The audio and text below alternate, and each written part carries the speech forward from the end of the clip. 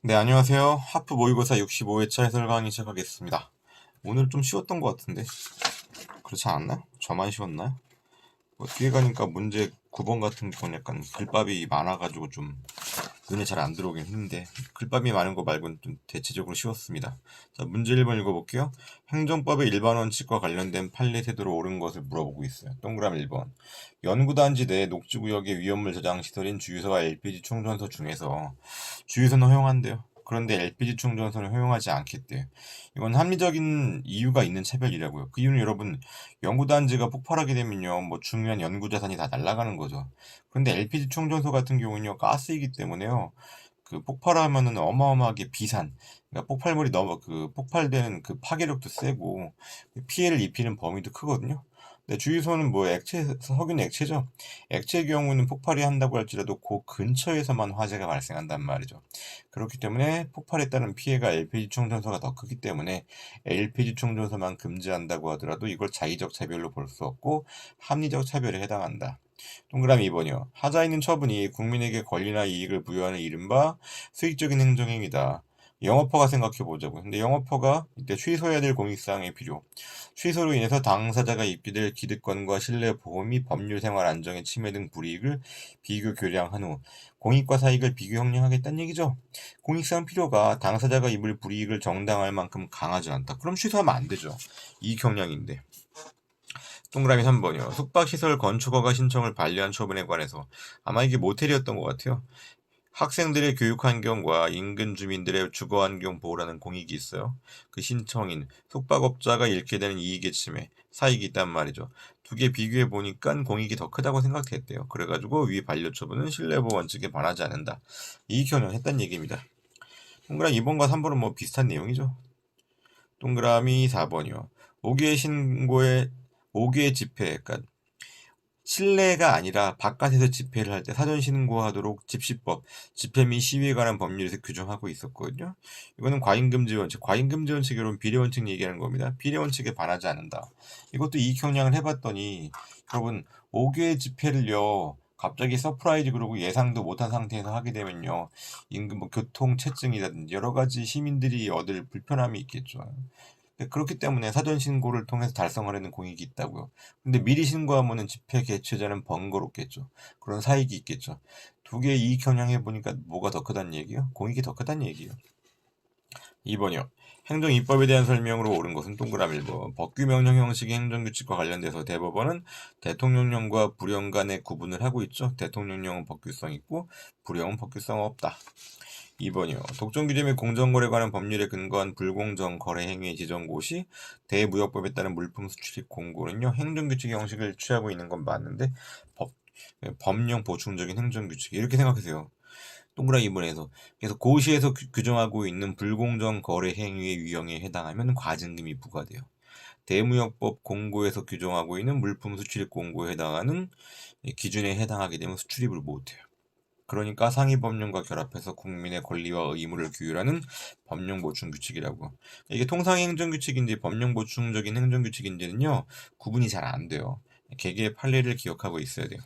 동그라미 3번이요. 상급 행정기관이 하급 행정기관에 대해서 업무 처리 지침이나 법령의 해석 적용에 관한 기준을 정하라는 여기까지 보면 사무 처리 기준이죠. 그러니까 통상행정규칙이네요. 통상행정규칙은 내부적 구속력은 있을지언정 그리고 여러분 내부적 구속력도 법적 구속력이 아니에요. 사실상 구속력에 불과해요. 대외적인 구속력은 없죠. 동그라미 4번 고시 행정규칙이죠. 헌법재판소는 고시가 일반 추상적인 성질을 가질 때는 법규 명령 또는 행정규칙에 해당하는데 무슨 뜻이요? 원칙적으로는 행정규칙이지만 법령 보충규칙일 경우에는 법규 명령의 성격을 갖는 거죠. 고시가 고체적인 규율의 성격을 갖는다. 그럼 처분적 고시죠.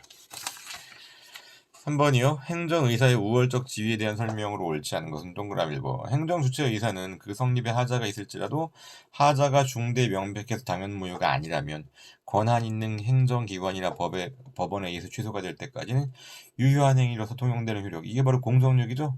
동그라미 1번, 동그라미 2번 연결되는 겁니다. 법무부 장관이 A에게 귀화 허가를 해줬어요. 귀화 허가가 무효가 아니래요. 그러면 취소될 때까지 일단 유효한 거죠. 공정력이죠. 그래서 귀화 허가가 모든 국가기관을 구속해서 각 부장관은 귀화가 취소가 되기 전까지는 A를 대한민국 국민으로 봐야 돼요. 이건 행정의사의 공정력에서 나오는 거죠. 존속력이 아니라. 존속력이 뭐요? 존속력이란 말은 다른 말로 무슨 확정력이란 말도 쓰고 표현 좀 안 바꿨으면 좋겠어요. 그렇죠? 동그라미 이번 해석 코멘트 보세요. 존속력이라는 거는 불가쟁력과 불가변력을 말한다. 불가쟁력을 형식적 존속력이라고도 부르고요. 불가변력은 실질적 존속력 이렇게 불러요. 동그라미 3번. 형식적인 존속력, 다른 말로 불가쟁력이죠. 불가쟁력이 발생했다는 얘기는 뭐요? 상대방인 국민이 소송지기 못한다는 얘기지. 행정청이 직권 취소하는 건 가능하죠. 동그라미 4번이요. 실질적인 존속력, 즉 불가변력이 발생한 경우라도 형식적인 존속력, 불가쟁력이 발생한 경우가 아니라면 상대방은 처분이 있음을 안 날로부터 90일 이내에 다툴 수 있는 거죠. 4번이요. 행정행위 처리에 대한 설명으로 옳지 않은 것은 동그라미 1번. 철회권 행사는 비례원칙, 비례원칙은 행정법의 1번 원칙이죠.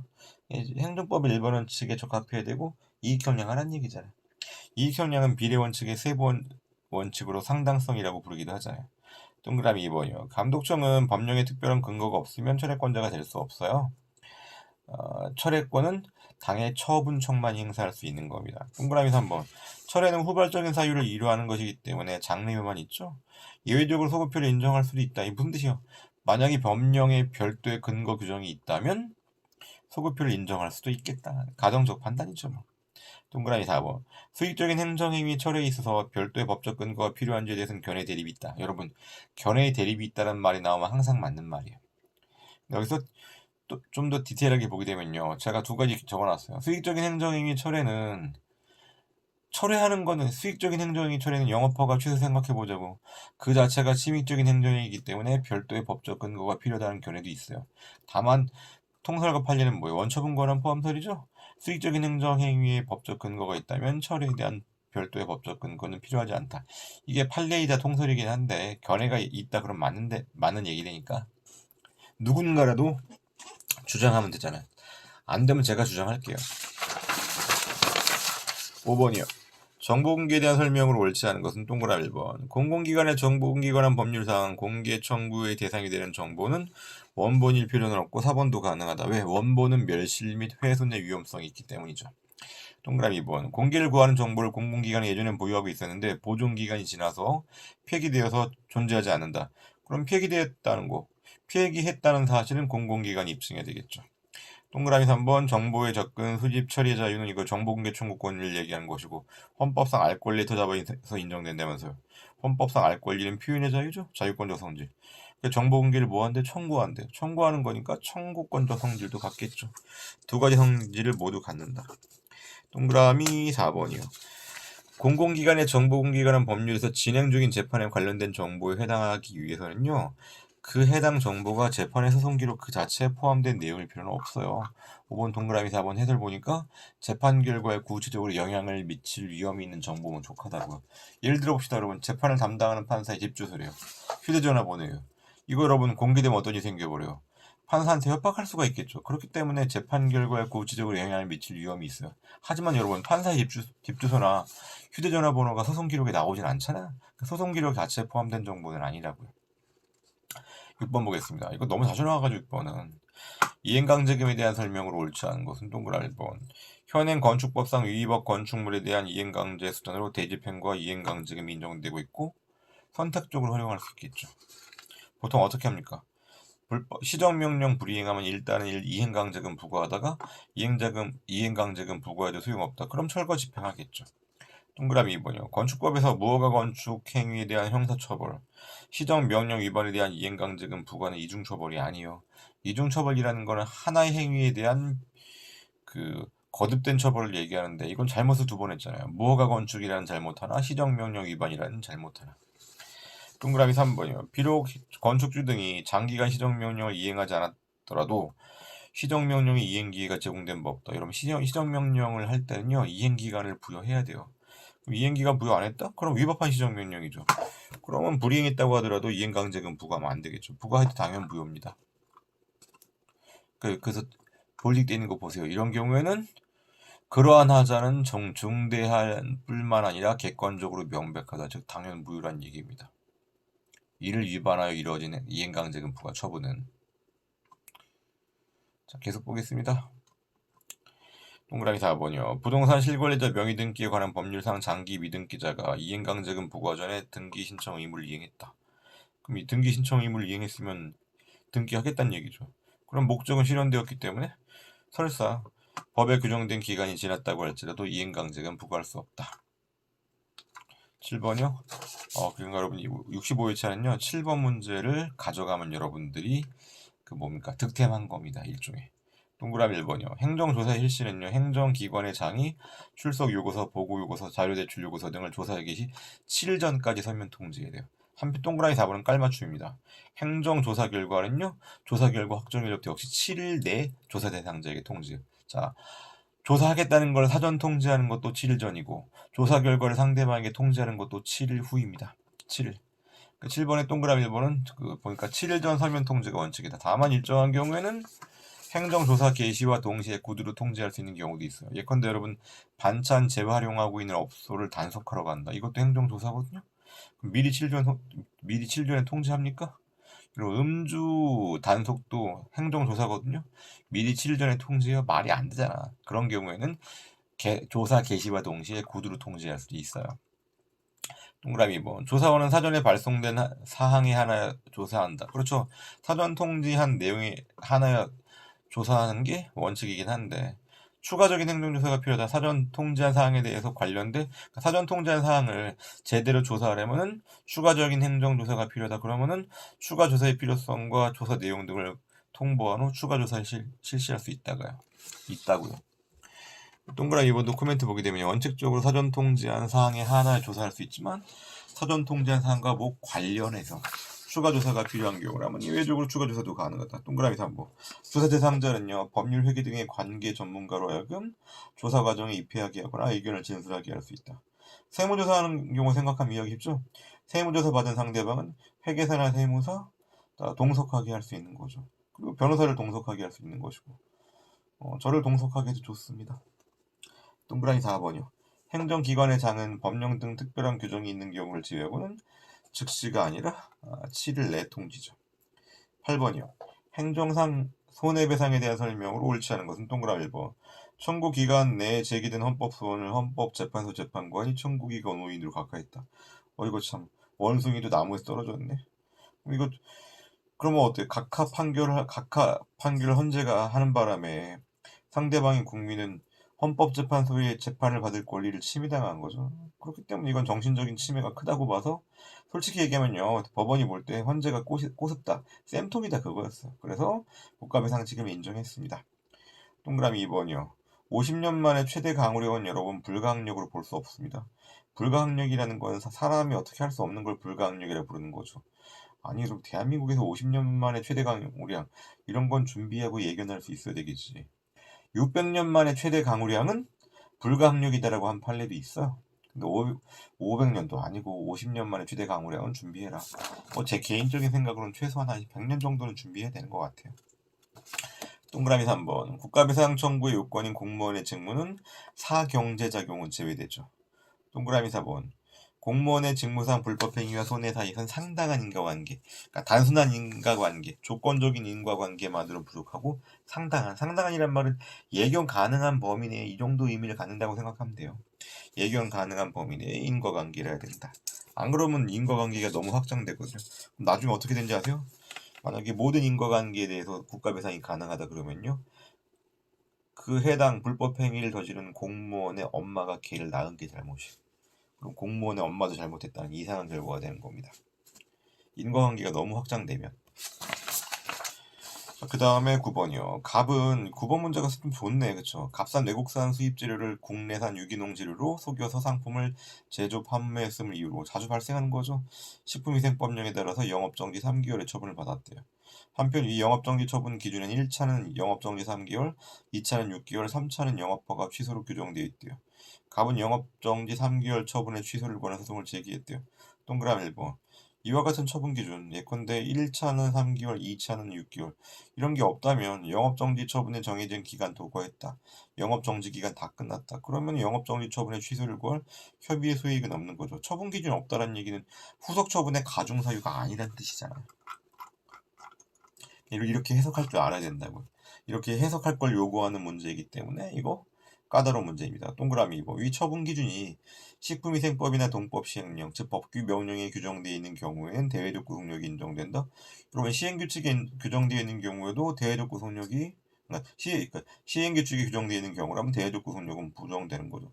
처분 기준은 사무처리 기준이죠. 시행령에 규정되어 있다. 이건 뭡니까? 법규 명령 형식의 행정규칙이지. 그런데 법규 명령 형식의 행정규칙이 시행령이다. 법규성이 있지만 시행규칙이면 법규성 없다 그랬잖아요. 동그라미 3번. 갑에 대해서 법령상 임의적이긴 하지만 감경사유가 있대요. 관할 행정청이 전혀 고려하지 않고 감경사유에 해당하지 않는다고 오인해서 영업정지 3개월 했다. 영업정지 3개월이라는 결과 자체는 문제가 없다고 하더라도 감경사유를 고려 안 했으면 재량권의 불행사죠. 재량권의 불행사도 재량권의 일탈 남용입니다.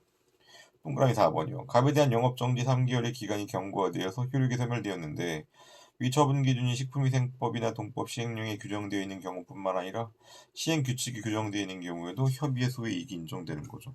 그럼 동그라미 1번과 대응해서 풀어야 되겠네요, 여러분. 동그라미 4번 코멘트 보세요.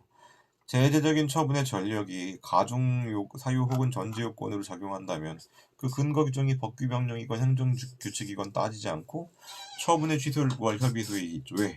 여러분 행정규칙에 규정돼 있어도 사무처리 기준에 따라서 공무원들이 어떻게 하겠어요? 집행할 거란 말이지. 그럼 이의 위반하면 어떻게 하겠어요? 영업정지 6개월 당하는 거지. 그러니까 이게 사실상 구속력 갖고 있잖아요. 그럼 영업정지 6개월 당할 위험성이 있잖아. 후속 처분의 가중사유라는 것은 변함이 없다고. 그렇기 때문에 소의 이익이 있는 겁니다. 10번이요. 취소 소송에서 법원이 원고의 청구를 기각한대요. 그런데 판결을 주문해서 취소 대상인 처분이 위법함을 명시하는데 이거 무슨 판결 얘기요? 사정 판결 얘기하는 거죠. 사정 판결 동그라미 1번. 당사자의 명백한 주장이 없더라도 법원이 직권으로 사정 판결이 가능합니다. 왜? 사정 판결은 공공복리를 목적으로 하는 거기 때문에 공공복리는 당사자가 주장 안 했어도 법원이 직권으로 판단해야 되지. 한편으로 우리가 어떻게 알고 있어요? 자, 법원 직권이 불가능한 경우는 피의변 록접 이렇게 알고 있잖아요. 그 이외엔 다 법원 직권 가능하죠. 동그라미 2번이요. 법원이 이 판결을 함에 있어서 공공복리 적합성 여부의 판단 시점은 변론 종결 시이다. 맞는 말이고요. 다만 여러분 이제는 여러분 변론 종결 시이다 이 말 자체는 맞는 말을 보고 더 정확히 얘기하면 상고심은 안 되고 사실심 변론 종결 시라고 생각을 하세요. 이게 그 대법원 규칙이 만들어졌거든요. 대법원 규칙에서 뭐라 그랬냐면요. 그 해당 동그라미 2번 해설 보니까 행정소송규칙 그러고요. 처분 등을 취소하는 것이 현저히 공공복리에 적합하지 아니한 경우에는 사실심 변론을 종결할 때 기준으로 한다. 즉 사실심 변론 종결시라고 나왔어요.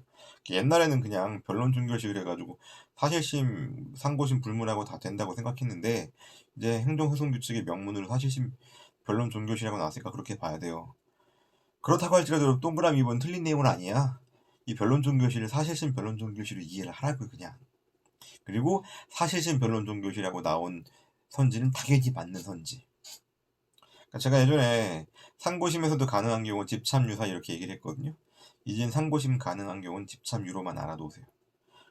10번 동그라미 2번 맞는 말이고 이 변론 종결시의 의미는 뭐로 이해를 하라고요? 사실심 변론 종결시로 이해를 하시라고요. 동그라미 3번 소송 비용은 피고 부담을 한다. 여러분 원고가 패소했음에도 불구하고 피고가 소송 비용을 부담하는 두 가지 경우가 있죠. 그 두 가지 경우 중에 하나죠. 사정 판결의 경우. 원고가 패소했음에도 불구하고 피고가 소송 비용 부담하는 경우 두 가지 코멘트 달아놓은 거 보세요. 동그라미 4번이요. 이 판결이 확정되면 취소 판결의 기속력과 기판력이 발생한다. 여러분 기판력은 본안 판결에 다 발생하기 때문에 기각 판결에도 기판력은 발생해요. 하지만 기속력은 인용 판결에만 발생합니다. 그래서 동그라미 4번이 확실히 틀린 겁니다. 네, 좀 10번도 좀 중요했다. 9번도 문제 괜찮았고요. 그리고 제일 중요했던 문제는 제가 보기엔 7번이었던 것 같고. 네, 수고하셨습니다.